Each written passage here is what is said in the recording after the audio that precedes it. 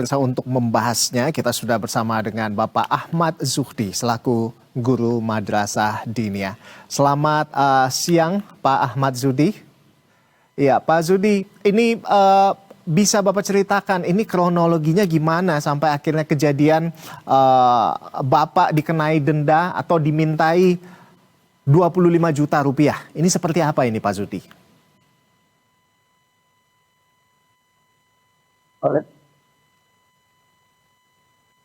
Gitu.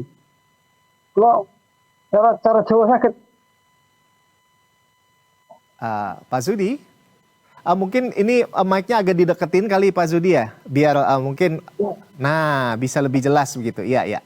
Silakan Pak Zuhdi, ini gimana ceritanya sampai akhirnya Bapak didenda oleh orang tua murid ini 25 juta rupiah. Seperti apa Pak kronologinya?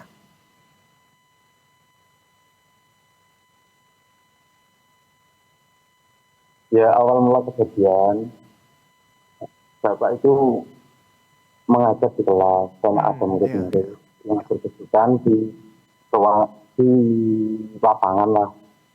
Dan ada salah satu murid, ya tidak salah satu, ada mungkin 1, 2, 3 atau berapa main tanpa kepala sadar, entah itu sengaja ataupun tidak mengenai kepala dasar. Yang sampai mengakibatkan peci Bapak jatuh. Oh, Mas Ziahudin, ini Mas Ziahudin, ini lalu bagaimana sampai akhirnya muncul angka 25 juta rupiah itu, Pak? Kalau angka 25 juta itu kan ada kata-kata dari orang tua murid, ada kata-kata peristiwa ini harus ada tanda tangan di atas materai, kan gitu. Singkat cerita, antara kedua belah pihak dipertemukan dan jadilah angka 25 juta itu untuk menyelesaikan masalah ini.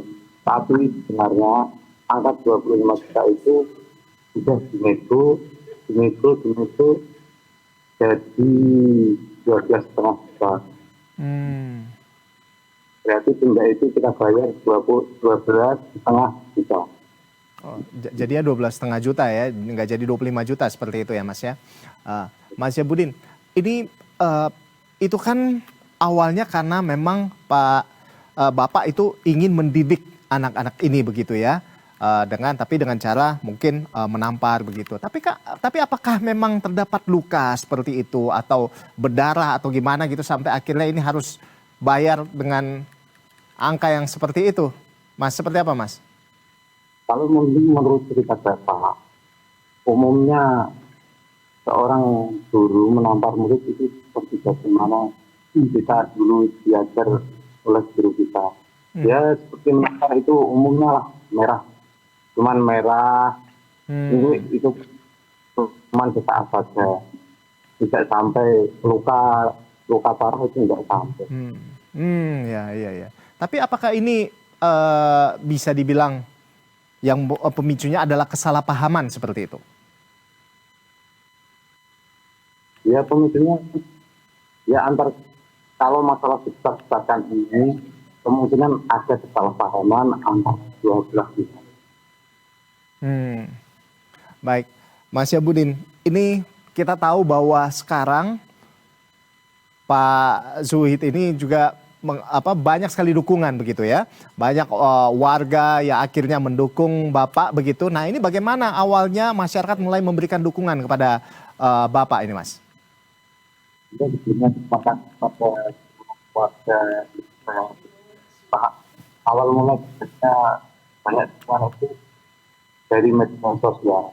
Ada satu postingan itu di-up terus langsung jadi viral, Bapak mendapatkan dengan itu.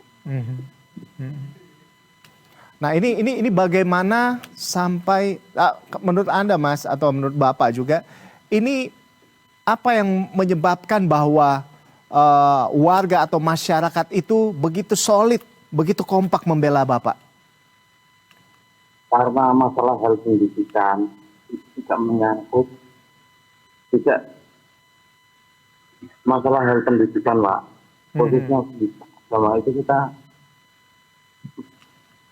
tujuannya ingin membangun karakter seorang murid itu agar menjadi kuat. Tidak hanya di bidang agama, tidak hanya di bidang kurikulum, dan tidak hanya di bidang moral saja. Kita akan membangun psikolog yang sangat kuat.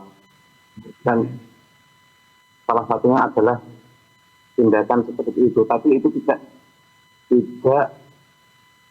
sampai menyakiti sangat parah, tidak. Ya.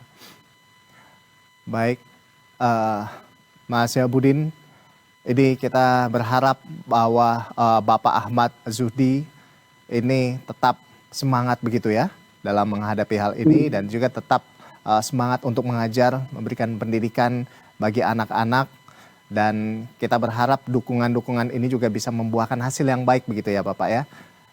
Dan juga sehat-sehat selalu buat Bapak dan Mas Syahbudin juga yang sudah membantu pada siang hari ini. Kita jumpa lagi di lain kesempatan. Salam sehat selalu. Selamat siang Mas Syahbudin dan Pak Sudi. Selamat siang.